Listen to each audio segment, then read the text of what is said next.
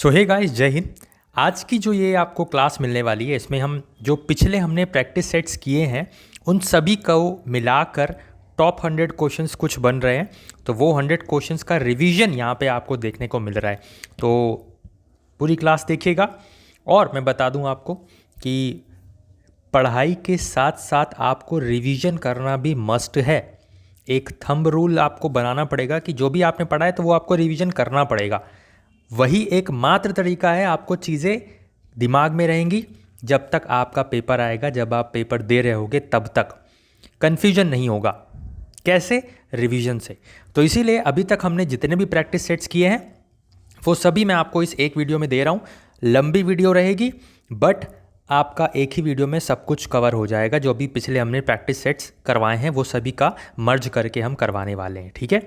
तो क्लास को स्टार्ट करने से पहले मैं आपसे बता दूं कि हमारा एक रिकॉर्डेड बैच भी है जिसमें रीजनिंग और क्वांटिटेटिव एप्टीट्यूड के लिए ये सिर्फ हम बोल रहे हैं, जिसमें आपको 99 रुपीज़ में आपको दोनों ही चीज़ मिल जाएगी। कुछ वीडियोज़ होंगी वो मिल जाएगी, और इस बार का जो हमने ई बुक वगैरह बनाई है उसमें आपको पूरा आपका सब कुछ निचोड़ होगा। मतलब जैसे कल भी अगर आपका पेपर है और आज भी अगर आप वो ई बुक लगा लेते हो, मात्र 4 घंटे आपका 4 से 5 घंटे लेगी और बहुत ही बेहतरीन तरीके से आपका हर एक कॉन्सेप्ट कवर होगा। कम टाइम में आपको ज़्यादा यूज़फुल और ज़्यादा बेनिफिशियल चीज़, ज़्यादा इफेक्टिव चीज़ ये होने वाली है। तो ये रिकॉर्डेड बैच भी आप ले सकते हैं। लाइव बैच भी इसका चलेगा, तो वो हम बोर्ड्स एग्ज़ाम के बाद में स्टार्ट करवाने वाले हैं। तो अभी आप रजिस्टर कर सकते हो। इसमें क्या है कि आप कोर्स वाइज भी जा सकते हो और सब्जेक्ट वाइज भी जा सकते हो। सपोज़ आपको मन है कि पूरा बीए का कोर्स आपको लेना है तो वो भी आप ले सकते हो। और आपका मन है कि नहीं बीए का कोर्स नहीं, बीए के कोर्स में अगर रीजनिंग वगैरह है तो मैं रीजनिंग कर लूँगा या हिंदी में अपने आप से पढ़ लूँगा, तो मेरे को सिर्फ जीके की क्लास चाहिए जिससे मैं जिससे मैं हिस्ट्री, सिविक्स, ज्योग्राफी ये सब पढ़ पाऊँ, तो सिर्फ आप जीके के साथ जा सकते हो। उसका भी बैच हमने बना रखा है। तो आप समझ गए होगे आई थिंक कि सब्जेक्ट वाइज भी आप देख सकते हो और पूरा बैच भी ले सकते हो। पूरा बैच आपके लिए ज़्यादा बेनिफिशियल रहेगा, कॉस्ट इफेक्टिव भी रहेगा और वन टाइम फीस होने वाली है। और इतनी ज़्यादा फीस भी नहीं है कि आप अफोर्ड ना कर पाओ। जितने की आप बुक लेकर आओगे उससे अच्छा होगा कि आप ये बैच ज्वाइन करो, ठीक है। ये मत समझना कि मैं अपना बैच बेच रहा हूँ, बट 2021 में प्रिपरेशन करवाई, स्टूडेंट्स को सिलेक्शन मिला, पूरी शिद्दत के साथ, पूरी ऑनेस्टी के साथ प्रिपरेशन करवाई और सिलेक्शन दिखा के दिखाया। क्लास भी दिखा सकता हूँ कि लास्ट क्लास में जो हमने क्वेश्चंस करवाए, ठीक है, जो हमने पूरी तैयारी की और उसमें किस तरीके से फिर बच्चों ने भी वो उसमें से ही क्वेश्चंस भेजे कि हाँ सर ये वाला क्लास का क्वेश्चन आया था, हाँ सर ये वाले मॉडल पेपर का क्वेश्चन आया था। मैंने आज ही मॉडल पेपर करवाया और इतनी बेहतरीन तरीके से सरस्वती माता का आशीर्वाद था, हमारी और हमारे बच्चों की मेहनत थी कि अगले दिन ही वो उस मॉडल पेपर से क्वेश्चंस देखने को मिले। तो सब चीज़ें एनालाइज करके आपको पढ़ाया जाएगा। चलिए, बाकी कोई भी अगर आपको क्वेरी है, हाँ, चाहे वो ये लाइव बैच से रिलेटेड हो, चाहे वो ये रिकॉर्डेड बैच से रिलेटेड हो, तो आप यहाँ पे जो आपको नंबर दिख रहा है व्हाट्सएप नंबर, इस पर आप हमें कांटेक्ट करिए, व्हाट्सएप करिए, पूरी डिटेल लीजिए, फिर आपको जो सही लगे वो आप कर सकते हैं। और सिर्फ यही एक मीडियम है जहाँ से आपको ऑथेंटिक हमारी चीज़ें, हमारी प्रैक्टिस सेट्स, हमारा कंटेंट मिलेगा, बाकी कहीं से नहीं, ठीक है। किसी भी टेलीग्राम ग्रुप, किसी भी व्हाट्सएप ग्रुप, कहीं से भी नहीं। सिर्फ यही आपका ऑफिशियल हमारा नंबर है जिस पे आप कांटेक्ट करोगे और वहाँ पे आपको चीज़ें ऑथेंटिक, हमारी जो कंटेंट है वो मिलेगा। तो चलिए स्टार्ट करते हैं। पूरी क्लास करिए, मज़ा आने वाली है और एक ही क्लास में आपको सब कुछ कवर होने वाला है। तो डेफिनेटली आपके लिए एक यूजफुल क्लास होने वाली है। तो पहला क्वेश्चन है, which is the 6th of the 18 books of the Indian epic Mahabharata written by Vyasa that contains the widely studied Bhagavad Gita. ठीक है, तो कई सारे पर्व हैं, ओके।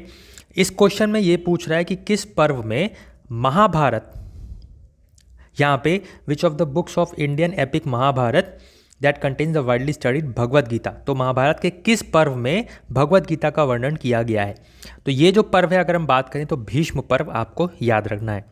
और यहाँ पे आपको क्वेश्चन में भी देखने को मिल रहा है कि Mahabharat written by Vyasa. Okay, आगे बढ़ते हैं। As per the new ICC rule, in how much time a new batter will need to be ready to face the ball.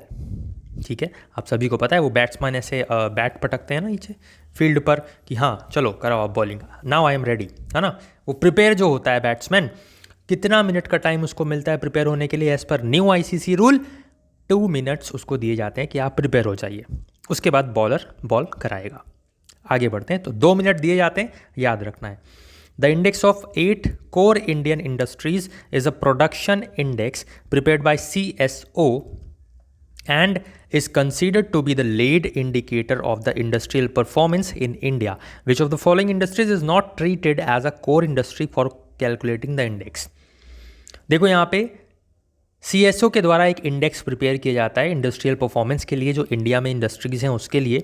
इसमें से कौन सा वो एक फैक्टर है जो कि रिस्पॉन्सिबल नहीं होता है? कई सारे फैक्टर रिस्पॉन्सिबल होते हैं ना, तब आपकी रैंक बनती है। जैसे सपोज आपकी 12th में रैंक अभी कुछ आएगी, है ना। रैंक की आप तो मतलब क्लास में ले लेता हूँ, ठीक है। क्लास में सपोज जैसे कि आपकी रैंक आती है, तो कई सारे सब्जेक्ट्स होते हैं ना, उन सब्जेक्ट्स का टोटल मिला के तब रैंक बनती है ना। उसी तरीके से यहाँ पे भी कोई इंडेक्स अगर बनता है तो कुछ फैक्टर्स होते हैं, उन फैक्टर्स पे आपकी परफॉर्मेंस देखी जाती है, सिटी की, कंट्री की परफॉर्मेंस देखी जाती है, और तब वहाँ पे इंडेक्स बनाया जाता है। तो वही बोल रहा है कि CSO के द्वारा जो एक इंडेक्स बनाया जाता है, इसमें से कौन सा वो फैक्टर है जो रेस्पॉन्सिबल नहीं है कोर इंडस्ट्री की यहाँ पे परफॉर्मेंस में? तो यहाँ पे अगर हम बात करें, सही आंसर इंफॉर्मेशन टेक्नोलॉजी रेस्पॉन्सिबल नहीं है। ठीक है, आगे बढ़ते हैं। London is besides which of the following river? तो यहाँ पे आपसे पूछ रहा है कि लंदन जो है वो आपकी किस नदी के किनारे ये बसा हुआ शहर है? तो करेक्ट आंसर इसका होगा option number D, Thames river. आगे बढ़ते हैं। भवानी सागर डैम आपसे पूछ रहा है कि किस स्टेट में है? तो भवानी सागर डैम की हम बात करें, ये आपका है तमिलनाडु में। भवानी सागर डैम तमिलनाडु में, ये क्वेश्चन हमने कर लिया। लंदन टेम्स रिवर के किनारे है, भवानी सागर डैम तमिलनाडु में है। Mando tribe belongs to which state? तो मांडो ट्राइब आपकी बिलोंग करती है गोवा से। ये सब जो क्वेश्चंस हैं ये आपको रटने ही पड़ेंगे, क्योंकि स्टैटिक पोर्शन है ये। जितना आप इसको रिवाइज करोगे, जितना आप पढ़ोगे, उतना ही आपके दिमाग में बैठेंगी चीज़ें। तो Mando tribe belongs to Goa. आगे बढ़ते हैं। First Indian who have completed NASA's air and space program? तो यहाँ पे जो करेक्ट आंसर बनेगा आपका, वो बनेगा जानवी डंगोटी। नाम याद रखना है भाई, इंपॉर्टेंट है। फर्स्ट इंडियन है who have completed NASA's air and space program, Jahnavi डांगोती।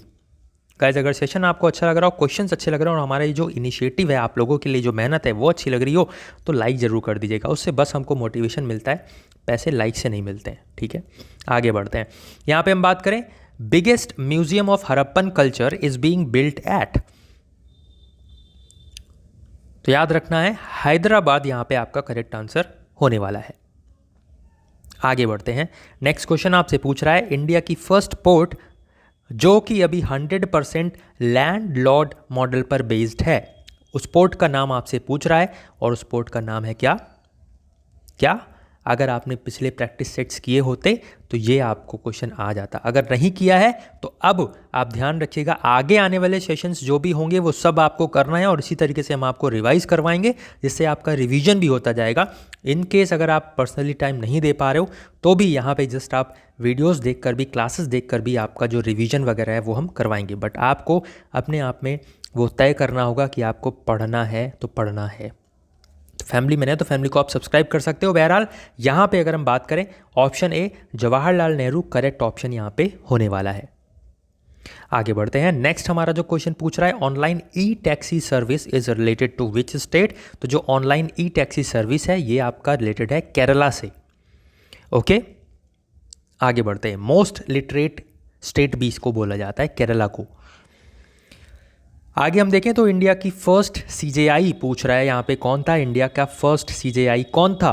तो कौन था? जस्टिस HJ कान्या, हीरालाल जे कान्या इनको बोला जाता है। नाम याद रखना है। First CJI। हॉर्नबिल फेस्टिवल की अगर हम बात करें, hornbill festival is being celebrated in which of the following state? तो हॉर्नबिल फेस्टिवल किस स्टेट में मनाया जाता है, यहाँ पे आपसे ये पूछ रहा है। तो इसका सही आंसर आपका बनेगा नागालैंड में। हॉर्नबिल फेस्टिवल नागालैंड में।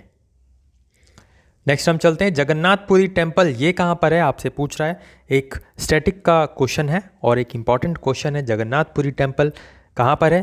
तो पता होगा आपको, और नहीं पता है तो अब ध्यान रखिएगा, उड़ीसा में है ये, ध्यान रखना है आपको। आगे बढ़ते हैं। पराक्रम दिवस इज सेलिब्रेटेड ऑन? तो सबसे पहले यहाँ पे आपको याद रखना है कि जो पराक्रम दिवस है आपका किससे रिलेटेड है? सुभाष चंद्र बोस जी से। और कब मनाते हैं ये? तो 23 जनवरी को हम पराक्रम दिवस मनाते हैं। आगे बढ़ते हैं। Kambala festival is related to, तो कंबाला फेस्टिवल किससे रिलेटेड है? तो कंबाला फेस्टिवल आपका रिलेटेड है कर्नाटका से। Okay, next, full form of PDF यहां पे आपसे पूछ रहा है, पीडीएफ का फुल फॉर्म क्या होता है? तो पीडीएफ का फुल फॉर्म होता है option D, that is portable document format. Next question पे चलते हैं।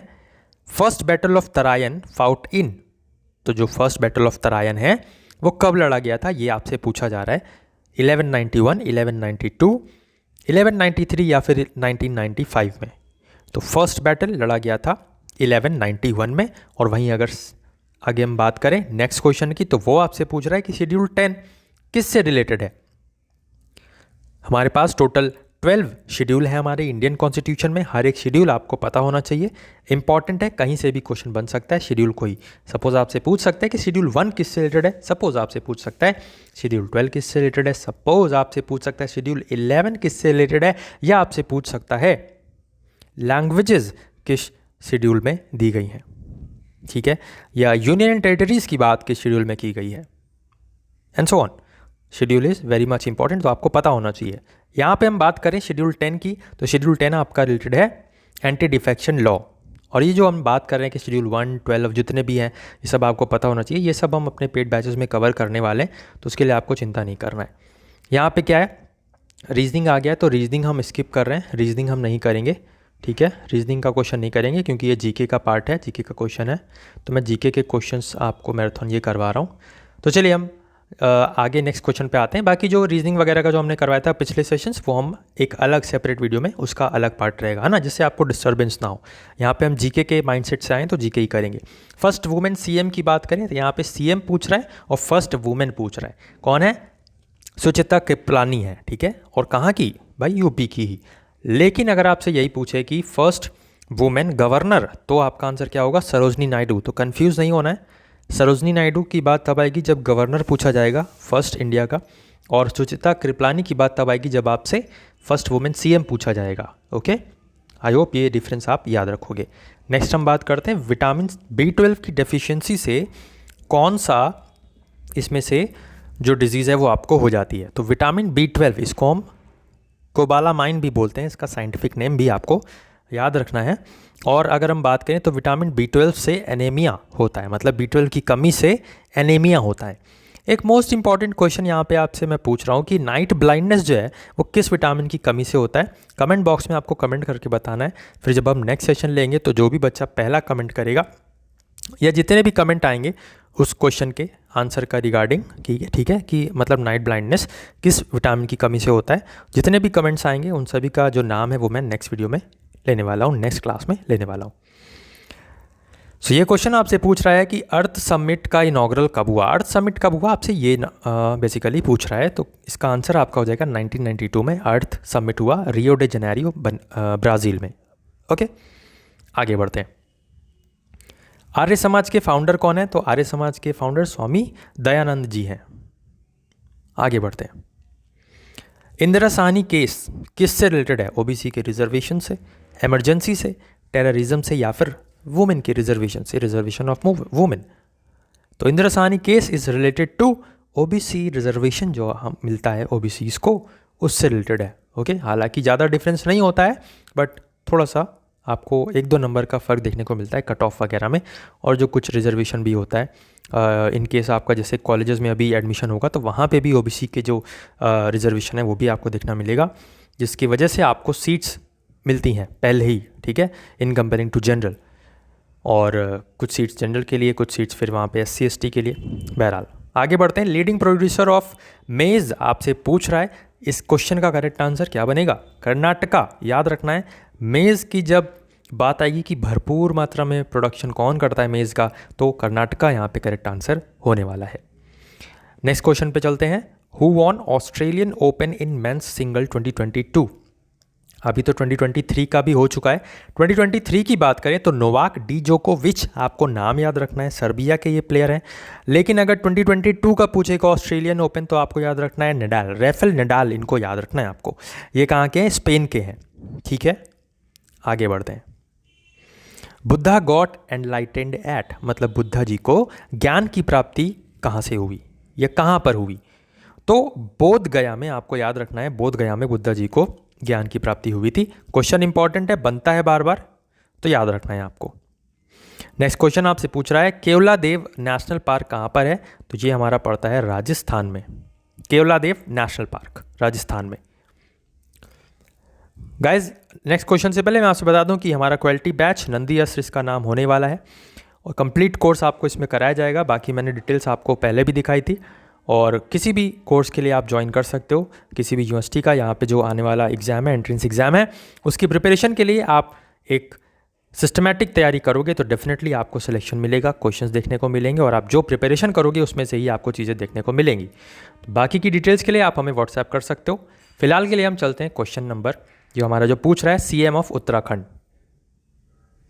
तो सीएम ऑफ उत्तराखंड की अगर हम बात करें, करेक्ट आंसर आपका क्या बनेगा? ऑप्शन है Pushkar Dhami. Okay, moving on. Next question आपसे पूछ रहा है जम्मू कश्मीर को जीआई टैग मिला है, तो किस चीज़ के लिए जम्मू कश्मीर को जीआई टैग मिला है?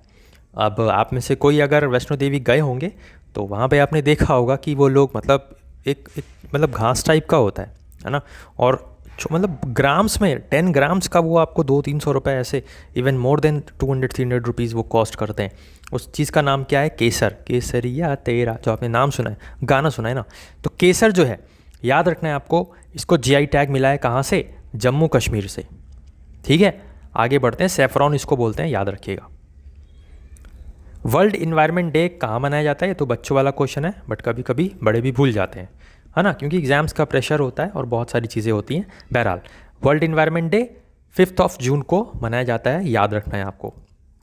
2022 में जो मनाया गया है, इसकी थीम क्या है वो आपके लिए होमवर्क है, कमेंट बॉक्स में आपको छापना है।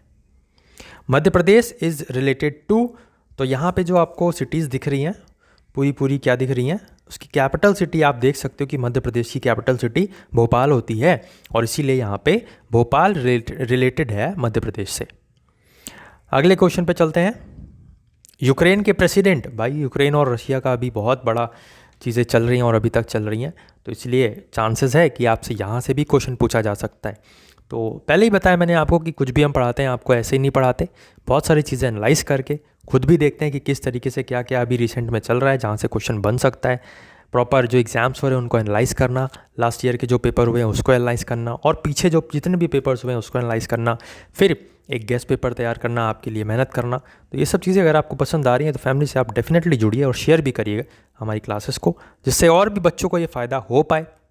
और जो बच्चे इधर उधर भटक रहे हैं या कुछ भी सर्च कर रहे हैं, कुछ भी पढ़ रहे हैं, वो एक सिस्टमैटिक वे में पढ़ने तैयार करें और डेफिनेटली उनका सिलेक्शन होगा, आपका सिलेक्शन होगा अगर आप मेहनत करते हो तो। ठीक है, तो यूक्रेन के प्रेसिडेंट की बात करें, करेक्ट आंसर आपका बनेगा व्लादिमीर जेलेंस्की। नाम याद रखना है, इंपॉर्टेंट है क्वेश्चन। आगे हम देखें श्रीलंकन करेंसी की बात करें तो श्रीलंका की करेंसी क्या है? इजी है, श्रीलंकन रुपी, नाम याद रखना है, श्रीलंकन रुपी श्रीलंका की करेंसी है। एडिडास के ब्रांड एम्बेसडर, ये भाई जो क्वेश्चन है ना, ये आप देख सकते हो, मैंने लिख भी रखा है ऊपर, प्रीवियस ईयर सीयूटी में पूछा गया था। ठीक है, और ये हमने करवाया भी था क्वेश्चन। तो उस टाइम जो था ना वो मनिका बत्रा जी थी, बट अभी की अगर पूछे कि एडिडास की ब्रांड एम्बेसडर कौन है, तो at present we have Deepika Padukone as the brand ambassador of Adidas. तो अभी हाल फिलहाल में बात करें तो दीपिका पादुकोण जी को क्या किया गया है? एडिडास का ब्रांड एम्बेसडर बनाया गया है। Cholera vaccine is related to, या हम बात कर सकते हैं जो कॉलेरा वैक्सीन की डिस्कवरी थी वो किसने की थी। ठीक है, तो अगर हम बात करें यहाँ पे आपको नाम याद रखना है, ऑप्शन नंबर डी है ना, ये गलत है, ऑप्शन नंबर डी नहीं, लुइस पास्चर यहाँ पे आपको करेक्ट आंसर याद रखना है। ऑप्शन बी यहाँ पे याद रखना है, कॉलेरा वैक्सीन लुइस पास्चर से रिलेटेड है। Okay, who decided allowance of PM, PM को जो सैलरी मिलती है भाई, पैसा मिलता है, कौन डिसाइड करता है वो? ठीक है, एक इजी सा क्वेश्चन है, बट अगर पता नहीं होगा तो आंसर नहीं कर पाओगे। तो प्रेसिडेंट आप लोग में से बहुत लोग प्रेसिडेंट लगाएंगे, आप लोगों में से बहुत लोग गवर्नर भी लगा देंगे, है ना। प्रेसिडेंट तो कुछ लोग चलो ठीक है वो मानते हैं कि हाँ प्रेसिडेंट वो सेंट्रल लेवल पे हाई पोस्ट होती है तो वो प्रेसिडेंट होगा, बट नहीं, यहाँ पे पार्लियामेंट डिसाइड करती है भाई, ठीक है, कि पीएम को अलाउंस कितना देना है। क्वेश्चंस में मज़ा आ रही हो तो भाई लाइक ज़रूर कर देना। नेक्स्ट क्वेश्चन पे चलते हैं। तो प्रेसिडेंट की pardoning power is related to which of the following article. हमारे इंडियन कॉन्स्टिट्यूशन में 395 आर्टिकल्स दिए हुए हैं, जिसमें से आपको कुछ मोस्ट इंपॉर्टेंट आर्टिकल्स हैं जो कि पूछे जाते हैं।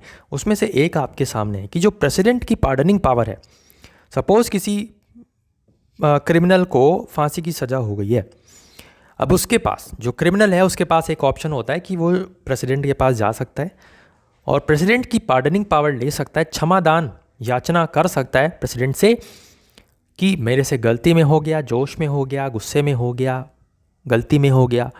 प्रेसिडेंट उस टाइम अगर चाहें तो उसको पार्डनिंग क्षमादान दे सकते हैं।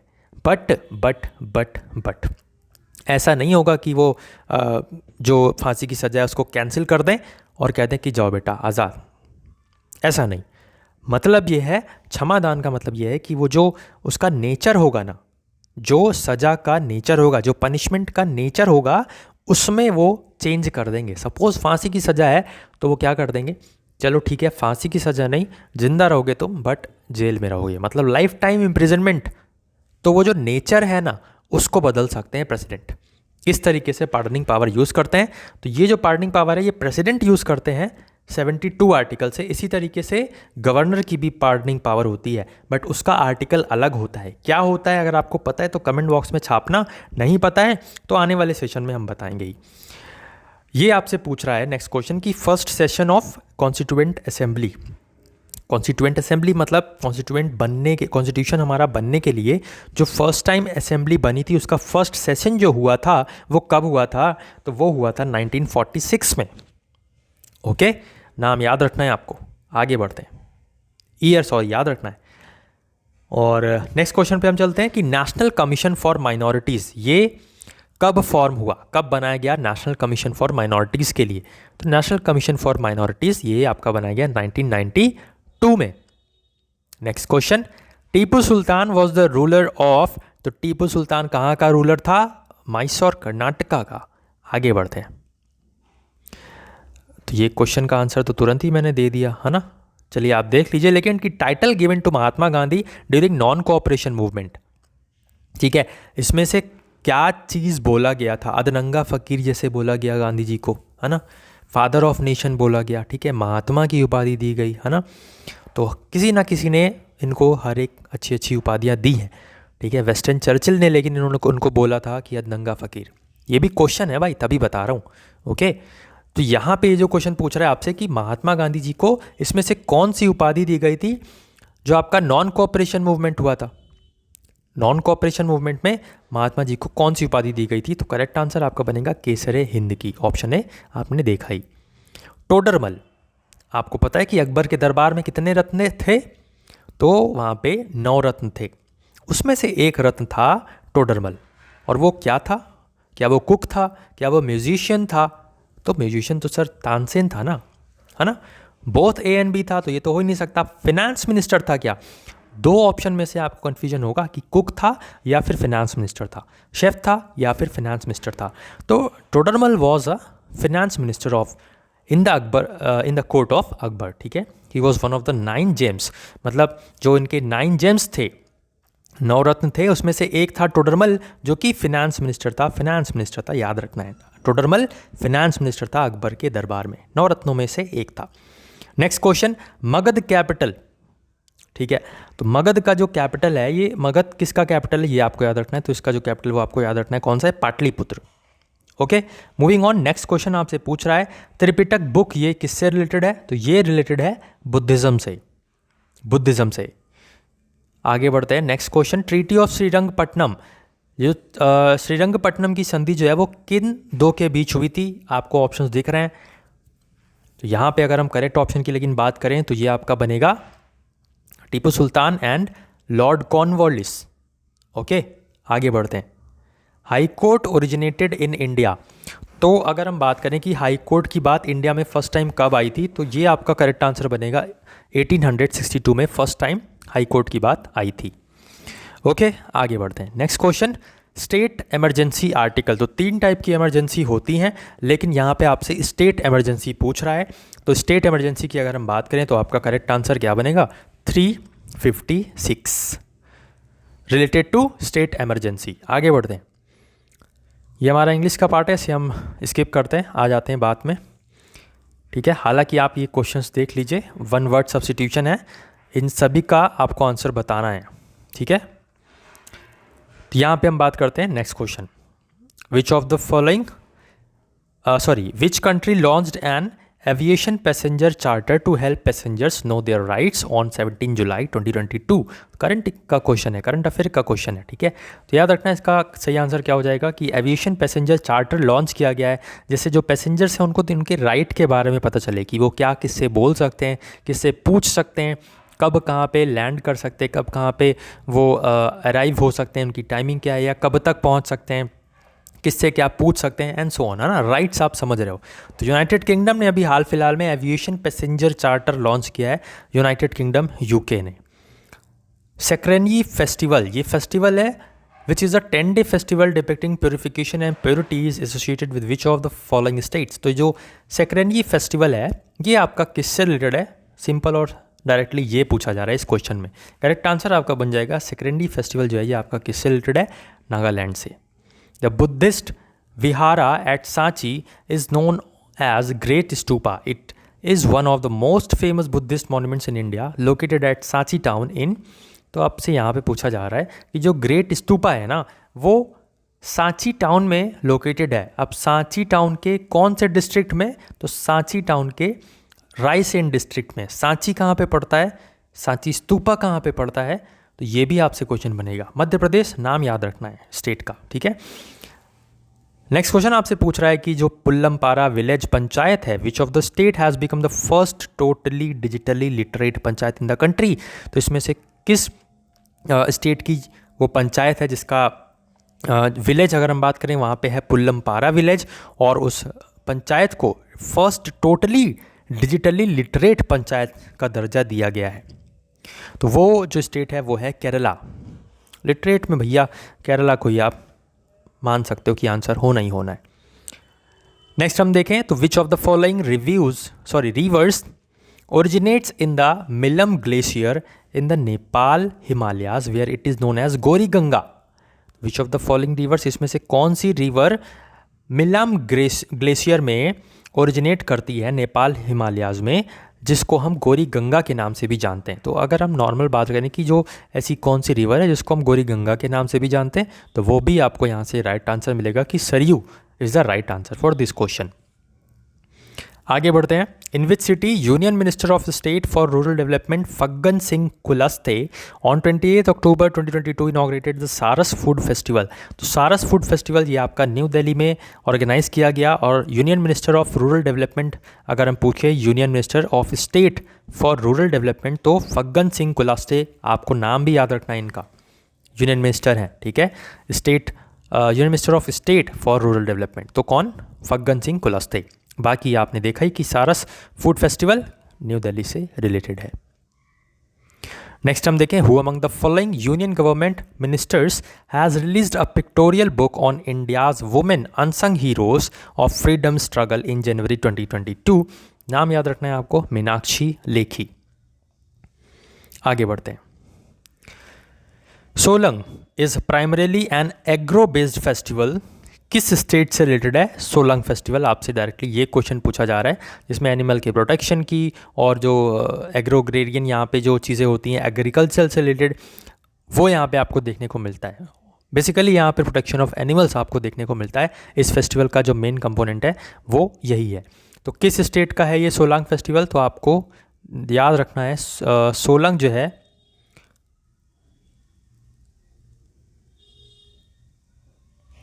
A satellite named Zhongxing 6D was launched by which country। तो ये जो आपको एक सैटेलाइट दिख रही है ये किस कंट्री से रिलेटेड है, तो चाइना से रिलेटेड है, नाम याद रखना है। Zhongxing 6D, इसके नाम से ही आपको पता चल रहा होगा, चाइना। आगे बढ़ते हैं। Which of the following algae are rich in proteins and are used as supplements by space travellers. इसमें से कौन सी वो एल्गी है जिसको स्पेस ट्रैवलर्स यूज़ करते हैं एज अ फूड सप्लीमेंट खाने के लिए। तो भाई याद रखना option A and C both होगा, तो स्पिरुलिना एंड क्लोरेला, दोनों ही करेक्ट आंसर होगा। आगे बढ़ते हैं। तो ये आपको कुछ लॉज दिख रहे हैं, इसमें आपसे पूछा जा रहा है which of the following law is applicable to motion of the satellites revolving around the earth, कि जो सैटेलाइट्स हैं वो अर्थ के चारों ओर रिवॉल्व करती हैं। तो कौन सा ये लॉ है? केपलर लॉ आपको याद रखना है। इसी लॉ के बारे में बात करते हैं कि जो सैटेलाइट्स हैं वो अर्थ के अराउंड में रिवॉल्व करती हैं। Okay, moving on, next question पे चलते हैं। Kanha national park is at, और डोंट वरी, जैसे ही आपके जो बोर्ड्स एग्जाम खत्म हो गए ना तो हम लाइव क्लासेस भी करेंगे, तो उसमें और आपको आंसर मिलेगा और आपको अट्रैक्टिव क्लासेस मिलेंगी, जिससे जो है आप तुरंत आंसर भी करोगे तो मज़ा आने वाली है। बाकी जो आपकी हमारी जो पेड बैचेस हैं वहाँ पे तो आपको लाइव क्लासेस मिलने ही वाली है, तो अगर आप इंटरेस्टेड हैं तो ज्वाइन कर सकते हो। कोई ज़ोर ज़बरदस्ती नहीं है, लेकिन हाँ एक बेहतरीन आपको तैयारी वहाँ पे देखने को मिलेगी, पूरी शिद्दत के साथ, पूरी मेहनत के साथ। बाकी यूट्यूब पे भी हम आपको प्रैक्टिस सेट्स देंगे जो कि वैल्यूएबल होंगे, ठीक है। ऐसा नहीं है कि हम यूट्यूब पे कुछ भी नहीं करेंगे, है ना, और पेड के चक्कर में, ऐसा नहीं है भाई, बिल्कुल नहीं है ऐसा। 2021 में फ्री, 2022 में भी हमने बहुत कुछ यूट्यूब पे पढ़ाया, और ऐसा नहीं है कि कुछ भी पढ़ाया, जो पढ़ाया भाई उसमें से आया है चीज़ें, ठीक है। क्वेश्चंस को देखकर, क्वेश्चंस को एनालाइज करके, क्वेश्चंस का पैटर्न समझ के, क्वेश्चंस को समझ के, जो अभी न्यू आपका ट्रेंड चल रहा है उस ट्रेंड को समझ के, तब हमने प्रिपरेशन करवाई। और बच्चों ने मेहनत की, हमने मेहनत की। जब दोनों मेहनत करेंगे तो भाई क्वेश्चंस तो फर्स्ट नहीं है ना, राइट। तो चलिए, इस क्वेश्चन का आंसर क्या होगा? कान्हा नेशनल पार्क कहाँ पे है? मध्य प्रदेश में। Next question, right to education implemented, थोड़ा सा हम फास्ट करें जिससे आपको भी टाइम ज़्यादा वेस्ट ना हो और आपको भी क्वेश्चंस ज़्यादा से ज़्यादा कवर हों। तो राइट टू एजुकेशन इम्प्लीमेंटेड कब इम्प्लीमेंट हुआ? राइट टू एजुकेशन इम्प्लीमेंट की बात करोगे तो भाई 2010 में हुआ। और आया कब? राइट टू एजुकेशन ये एक्ट था, आया था 2009 में, लेकिन इम्प्लीमेंट कब हुआ? 2010 में, 1 साल बाद, ठीक है। आगे बढ़ते हैं। एक राइट टू इन्फॉर्मेशन भी होता है, ठीक है, तो 2005 का है वो राइट टू इन्फॉर्मेशन, ठीक है, तो कंफ्यूज नहीं होना है। और ये राइट टू एजुकेशन है, ये 2010 में इम्प्लीमेंट हुआ। और आरटीआई जो आप भरते हो ना, जैसे कि सपोज़ अभी आप एग्ज़ाम दो के या अभी आप कॉलेज जाओगे ना, कॉलेज में सपोज़ आपने अपना एग्ज़ाम दिया सेमेस्टर का और उसमें आप फेल हो गए, तो आप आरटीआई का फॉर्म भरते हो कि मेरे को बताओ कि भैया कैसे मार्किंग की, कैसे मेरे गलत हुए, कहाँ पे कितनी मार्किंग की, कौन सा क्वेश्चन काटा, कितना नंबर दिया। तो वो फिर आप जब आरटीआई फिल करोगे ना तो फिर आपके सामने वो कॉपी आ जाएगी कि लो भैया देख लो, इस तरीके से आपने लिखा था और इस तरीके से आपके नंबर काउंट हुए, ये एक क्वेश्चन काटा। तो आपको वहाँ पे फेयर चेक आपको देखने को मिलेगा। तो चेक्स एंड बैलेंस वहाँ पे आरटीआई में देखने को मिलता था, जो 2005 का था। ये राइट टू एजुकेशन था जो हमने अभी बात की पीछे, ठीक है। आगे बढ़ते हैं। Terah Taali is the folk dance of, कहाँ का है तेरी ताल? तो ये है आपका राजस्थान का। Dada Saheb Phalke award given in the field of, किस फील्ड में दिया जाता है? तो ये सिनेमा की फील्ड में दिया जाता है दादा साहेब फाल्के अवार्ड। अभी हाल फिलहाल में किसको दिया गया है? आशा पारेख जी को दिया गया है। India's first mission to the moon Chandrayaan 1 was launched from which place? तो चंद्रयान 1 कहाँ से लॉन्च किया गया था? श्री हरिकोटा से। ओके, आगे बढ़ते हैं। The planet Venus has a very thick atmosphere that contains about 97%, जो वीनस है प्लैनेट, उसमें जो एटमॉस्फेयर है बहुत थिक, मतलब मोटा है। तो उसमें रीज़न क्या है कि 97% वहाँ पे क्या प्रेजेंट है? CO2 प्रेजेंट है, कार्बन डाइऑक्साइड प्रेजेंट है। हु गेव द स्लोगन विजयी विश्व तिरंगा प्यारा? विजयी विश्व तिरंगा प्यारा, किसने दिया ये स्लोगन? तो ये स्लोगन दिया श्यामलाल गुप्ता जी ने। आगे बढ़ते हैं। नेक्स्ट क्वेश्चन आपसे पूछ रहा है और आंसर भी आपको दे दिया है कि who introduced the system of civil service? किसने इंट्रोड्यूस किया? वॉरेन हेस्टिंग्स ने। मोस्ट इंपॉर्टेंट क्वेश्चन है भाई, याद रखना है। वॉरेन हेस्टिंग्स ने सिविल सर्विस का सिस्टम इंट्रोड्यूस किया था। गंगा सागर मेला आपसे पूछ रहा है किस स्टेट में ये हुआ? तो गंगा सागर मेला वेस्ट बंगाल में हुआ है। गंगा से आप उत्तर प्रदेश में मत चले जाना, ठीक है, वेस्ट बंगाल याद रखना है आपको। The Indian and US militaries carried out a 3-day joint humanitarian assistance exercise dash in Visakhapatnam. तो यहाँ पे आपसे पूछ रहा है कि इंडिया और यूएस के बीच में वो कौन सी एक्सरसाइज है? उसका नाम क्या बोलते हैं? तो टाइगर ट्रायम्फ, ठीक है। अलग अलग देशों के बीच एक्सरसाइज होती है और उसके अलग अलग नाम होते हैं। यहाँ पे एक नाम आपको, एक एक्सरसाइज जो हुई है अभी हाल फिलहाल में इंडिया और यूएस मिलिट्रीज के बीच, जिसका नाम टाइगर ट्रायम्फ है, विशाखापट्टनम में ये एक्सरसाइज देखने को मिली थी, ठीक है। तो spring tide would occur in which of the following conditions. जो स्प्रिंग टाइड अकर होती है वो कब अकर होती है? When the sun, moon and earth are in straight line. जब सन, मून और अर्थ एक स्ट्रेट लाइन में होते हैं, जब मून और अर्थ राइट एंगल 90 डिग्री का कोण बनाते हैं, किससे? 90 डिग्री का कोण बनाते हैं अर्थ से, या फिर जब अर्थ और मून 90 डिग्री का कोण बनाते हैं, एंगल बनाते हैं सन से, या फिर जब सन मून राइट एंगल बनाते हैं, 90 डिग्री का एंगल बनाते हैं ईच अदर, एक दूसरे के साथ में। तो जब सन, मून एंड अर्थ एक स्ट्रेट लाइन में होते हैं तभी वहाँ पे स्प्रिंग टाइड आपको देखने को मिलती है, क्योंकि तब मून की अपना ग्रेविटेशन होता है और अर्थ का अपना ग्रेविटेशन होता है, और इसके चक्कर में वेव्स प्रोड्यूस होती हैं और वहाँ पे टाइड्स जो है आपको देखने को मिलती हैं। The main resolution on non cooperation movement was passed in dash in 1920। तो जो नॉन कोऑपरेशन मूवमेंट के लिए जो मेन रेजोल्यूशन था वो नागपुर सेशन में पास हुआ था, जो कि 1920 में आपको देखने को मिलता है, Nagpur session. Koodiyattam is a traditional performing art in the state of. तो कोडियट्टम जो है ये आपका केरला का है, ठीक है। कुडियट्टम केरला से रिलेटेड है। Which of the following was adjudged as the best movie of the 53 hour challenge. तो 53 आवर चैलेंज में बेस्ट मूवी का खिताब किसको मिला है? डियर डायरी को। आगे बढ़ते हैं। How many oxygen atoms are there in a molecule of hydrogen peroxide. तो यहाँ पे अगर आपको हाइड्रोजन परऑक्साइड का फॉर्मूला पता है तो आप टिक कर दोगे 2, ठीक है। H2O2 हाइड्रोजन परऑक्साइड बोलते हैं। O के पास 2 पावर होती है, तो ऑक्सीजन का यहाँ पे 2 हो जाएगा। तो यहाँ पे आपसे कई सारे आर्टिकल दिए हुए हैं और उसके रिगार्डिंग उसकी इन्फॉर्मेशन दी हुई है। सपोज जैसे कि आपको दिख रहा है कि 39A आर्टिकल में क्या ये बात करता है कि इक्वल जस्टिस और फ्री लीगल एड होनी चाहिए? क्या 43A आर्टिकल में ये बात करता है कि ऑर्गेनाइजेशन ऑफ विलेज पंचायत होना चाहिए? क्या 28 आर्टिकल में ये बात करता है कि protection of interest of minorities होनी चाहिए? या आर्टिकल 18 ये बात करता है कि एबॉलिशन ऑफ द अनटचेबिलिटी होना चाहिए? ठीक है, तो इसमें से जो ऑप्शन होगा वो ऑप्शन ए करेक्ट होगा कि 39A आर्टिकल जो है ना वो बात करता है आपका equal justice and free legal aid से। बाकी के जो ऑप्शंस हैं वो गलत दिए हुए हैं, ठीक है। आगे बढ़ते हैं। करेक्ट ऑप्शन आपका ऑप्शन ए बनेगा। नेक्स्ट हम देखें तो which of the following pairs of musicians and their instrument is incorrect. तो कुछ आपके इंस्ट्रूमेंट प्लेयर्स के नाम दिए हुए हैं और उनके रिगार्डिंग उनके इंस्ट्रूमेंट्स दिए हुए हैं। इसमें से इनकरेक्ट कौन सा है? याद रखना क्वेश्चन में लिखा है इनकरेक्ट, करेक्ट वाला नहीं आप लगा के चले आना। एक देखा कि हाँ भैया ये तो प्ले करते हैं, यही लगाओ आंसर फट से। एग्जाम्स में अक्सर ऐसा होता है, इसलिए मैं आपको वार्न कर रहा हूँ। बहरहाल तो इनकरेक्ट यहाँ पे पूछा गया है, तो करेक्ट आंसर यहाँ पे जो बनेगा, मतलब जो इनकरेक्ट है वो के वैद्यनाथ सितार। ये के वैद्यनाथ जो है ये सितार नहीं बजाते हैं, ये क्या प्ले करते हैं? वायलिन प्ले करते हैं। He is a violinist. Okay, तो नाम आपको याद रखना है।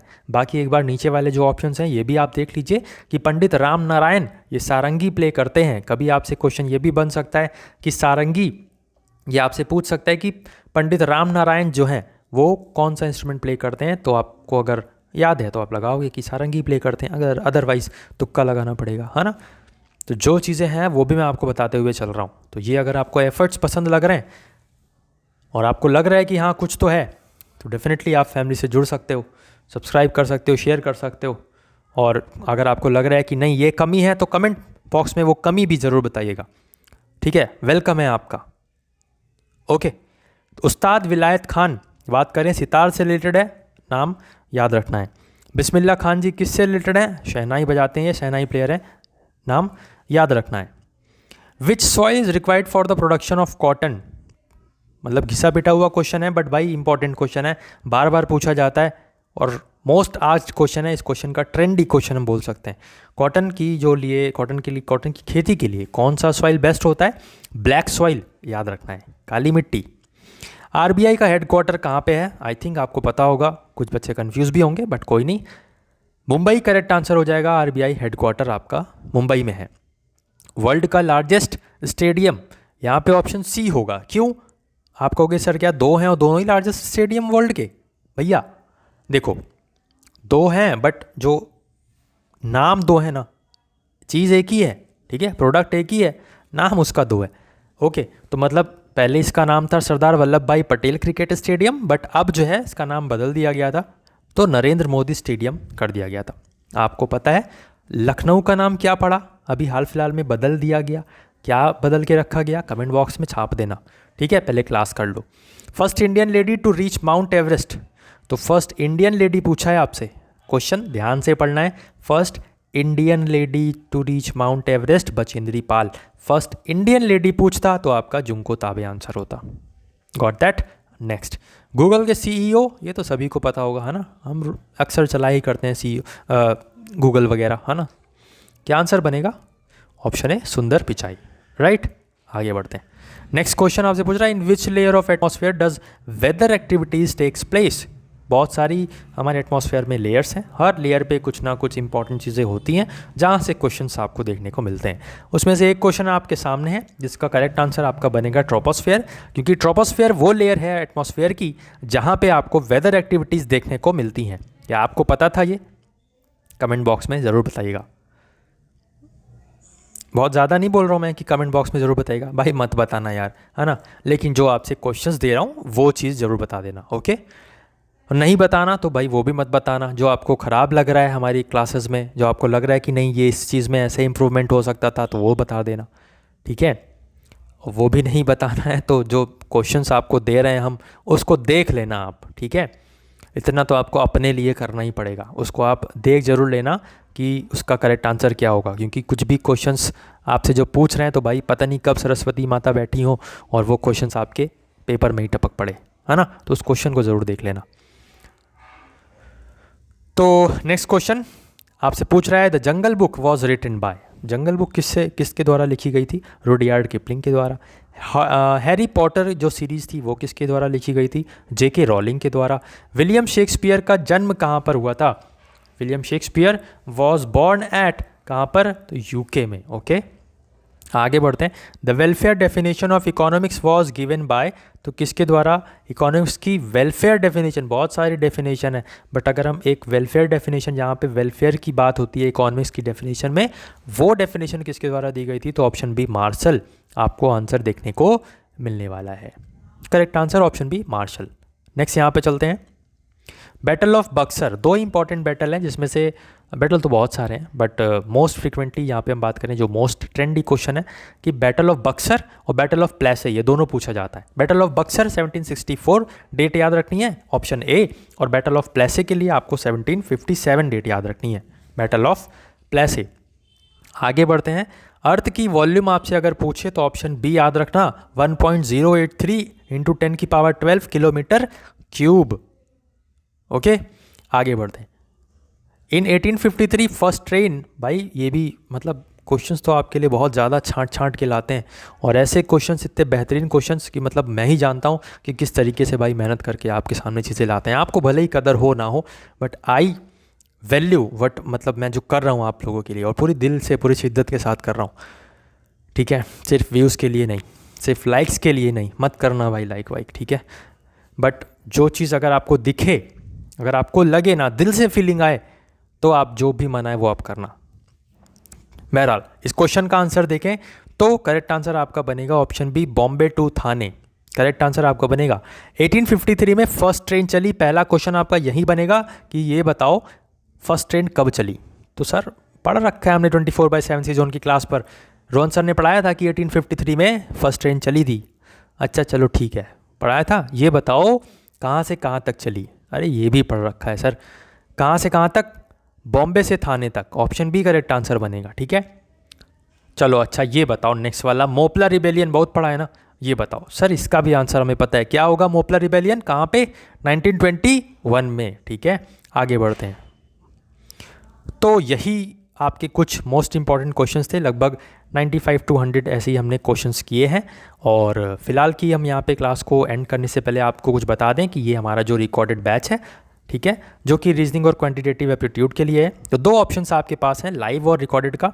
रिकॉर्डेड में हमारे पास सिर्फ अभी रीजनिंग और क्वांटिटेटिव के लिए ही है, तो अगर आप ये ज्वाइन करते हो तो ये आप ले सकते हो, तुरंत इंस्टेंट आपको चीज़ें मिल जाएंगी, आप पढ़ो, क्लासेस करो और फिर आप यहाँ पे ई बुक वगैरह भी आपको मिल जाएगी, मॉडल पेपर और कुछ टेस्ट पेपर्स भी आपको मिलेंगे, आप उसको लगा सकते हो, प्रैक्टिस कर सकते हो। दूसरा जो है वो आप लाइव क्लास भी ज्वाइन कर सकते हो, रीजनिंग के लिए भी अगर आप लाइव क्लास ज्वाइन करना चाहते हो तो लाइव क्लास ज्वाइन कर सकते हो, ठीक है। तो और ये जो कोर्स भी आपको मैंने लिख रखे हैं, इसके अलावा भी अगर आपको कोई कोर्स करना है और आप वहाँ पे कोई भी आपकी क्वेरी है तो आप हमें व्हाट्सएप कर सकते हो। रजिस्ट्रेशंस अभी चालू हैं तो आप कर सकते हो, बाकी जो बैचेस हैं वो आपके जैसे ही बोर्ड्स एग्जाम खत्म हो जाएंगे वैसे ही हम धीरे धीरे प्रॉपर आपको गाइडेंस के साथ क्लासेस स्टार्ट करेंगे और डेली आपकी क्लास होगी, प्रैक्टिस के लिए चीज़ें मिलेंगी, क्लासेस मिलेंगी और आपका एक सिस्टमेटिक वे में आपको प्रिपरेशन करवाई जाएगी। नंदी अस्त्र हमारा 2021 से हमारे साथ है और इफ़ेक्टिव रहा है। ऊपर वाले से दुआ है कि 19 की बात कर रहा हूँ, सॉरी 20 जो हमारा 2023 में एग्ज़ाम होने वाला है, एंट्रेंस एग्ज़ाम होने वाला है बच्चों का हमारे, उसमें भी जो बच्चा मेहनत से पढ़े, मन लगा कर पढ़े, उसको भी आशीर्वाद देना माँ सरस्वती जी आप, और उसको भी सिलेक्शन ज़रूर देना। तो भाई जो मेहनत करेगा सिलेक्शन तो वही पाएगा। आप ही में से वो हैं जिनको सिलेक्शन मिलेगा और आप ही में से वो हैं जो कहेंगे सर आपके पढ़ाया हुआ कुछ नहीं फंसा। और मैं बोल रहा हूँ ना, आप ही में से वो हैं जो आएंगे कहेंगे सर आपकी वजह से मेरा सिलेक्शन हुआ, या आपने जो कंटेंट पढ़ाया वो अच्छा था, ये वो। तो ऐसे तो आपका होता ही रहेगा, है ना। तो मेन बात ये आपको ध्यान रखनी है कि भाई जो मेहनत करेगा सफलता उसी को मिलेगी, सिलेक्शन उसी का होगा। आप नहीं करोगे तो कोई और करेगा, बट करेगा कोई ना कोई ज़रूर करेगा। तो अगर आप उनमें से हो जो मेहनत करना जानते हो देन तभी आप यहाँ पे ज्वाइन करिएगा, ठीक है। अदरवाइज़ मैं आपको से खुद बोल रहा हूँ कि भाई मत करना ज्वाइन। अगर आपको लगता है कि सिर्फ फ़ी पेमेंट करने से या सिर्फ आप कहीं पे दे दोगे, कोई बोल रहा है आपको कि मैं करवा दूंगा, तो भाई मैं आपसे मतलब खुद ही कह रहा हूँ मत करना, नहीं हो पाएगा। जब तक आप खुद से मेहनत करने को तैयार नहीं होगे, डेडिकेटेड नहीं होगे, जो आपको चीज़ें दी जाए, होमवर्क दी जाए, बोला जाए कि हाँ ये पढ़ो वो पढ़ो, नहीं पढ़ोगे घर पे अगर, तो भाई कैसे होगा सिलेक्शन। जादू थोड़ी है कोई। हम भी जो आपको पढ़ा रहे हैं, अगर आपने रिवीजन नहीं किया उस चीज़ का तो फिर आपके मन में यही आएगा कि जो पढ़ा वो नहीं आया। और मैं बोल तो रहा हूँ भाई, आप ही में से वो स्टूडेंट्स होंगे जो कहेंगे कि सर आपने ये क्वेश्चन इस वीडियो में पढ़ाया था, इस क्लास में पढ़ाया था, हमारा फंसा, हमको आया, हमने लगाया, टिक करके आए, बहुत अच्छा लगा, पेपर देने में एनर्जेटिक लगा है। तो पॉजिटिव है तो नेगेटिव भी है, दोनों ही चीज़ें रहेंगी। बट आपको कौन सा आपका माइंडसेट आपको सेट करना है, सबका सब पूरा का पूरा आप पर डिपेंड है। माइंड मेकअप कर लीजिए, अभी से तैयारी करोगे, एंट्रेंस एग्ज़ाम दोगे, सिलेक्शन लोगे, और जब अपने माता पिता को बताओगे कि पापा या मम्मी मैंने खुद से मेहनत करके पढ़ के सिलेक्शन लिया है, सरकारी स्कूल में, सरकारी कॉलेज में, सरकारी यूनिवर्सिटी में, गवर्नमेंट यूनिवर्सिटी में, तो वो आपका जो मज़ा होगा ना वो अलग ही मज़ा होगा।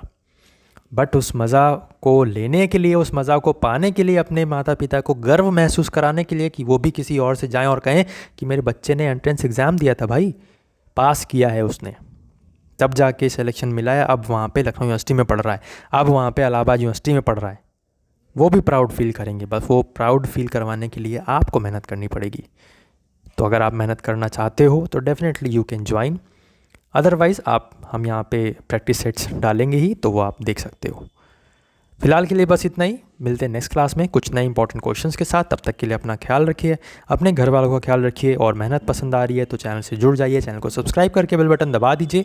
आने वाले दिनों में भी हम ऐसी तरीके से करेंगे, आपको मंडे से ट्यूसडे से वेडनेसडे से ऐसे करके आपको लगातार जो आपको डेली सेट्स हैं वो करवाए जाएंगे, प्रैक्टिस सेट्स, और फिर उसका एक साथ रिवीजन भी।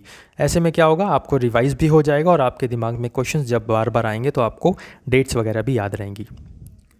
एंड करते हैं क्लास को, अपना ख्याल रखिएगा। जय हिंद, जय भारत।